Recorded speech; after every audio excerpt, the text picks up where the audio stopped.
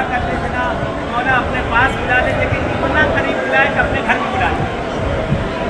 ये खैमगाह है, अहले बैत का घर है। इससे बढ़कर हमारे लिए कुछ ना होगा। आज हम अहले बैत के घर में बैठे, जहाँ इमाम हुसैन थे, जहाँ इमाम सज्जाद थे, जहाँ बीबियाँ थी, आज उनके घर में हम लोग मेहमान हैं। आज आका हुसैन के मेहमान हैं, करबला के मेहमानों के मेहमान हैं। ये खैमगाह है। पहला खैमा जो लगाया था मौला अब्बास ने, आप सुना करते हैं, अब्बास ने तराई के किनारे लगाए, अलकबा के किनारे। इंशाअल्लाह जब वहाँ ज़ियारत में चलेंगे तो जगह आपको बताई जाएगी कि पहले खैमे कहाँ लगे।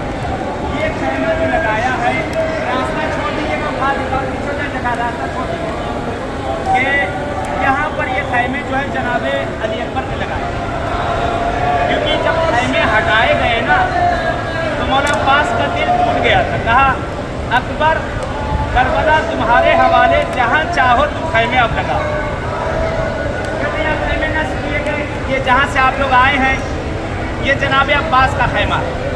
ये डोम, ये गुंबद जनाबे अब्बास का खैमा। ये सामने जो आप ये इस तरह से दीवारें देख रहे हैं, जहाँ तक होती थी कम हो गई है। यह हौदज, जिसको उर्दू में महमिल कहा जाता है, या हमारी ऊँट के ऊपर रखी जाती है। बीबियाँ जो बैठ के आई थी करबला, यही वो जगह है कि जो हमारियाँ उतारी गई हैं, हमारियाँ यहाँ रखी गई हैं। अगर किसी के जिस्म में किसी भी तरह का दर्द है, कहीं लिखा नहीं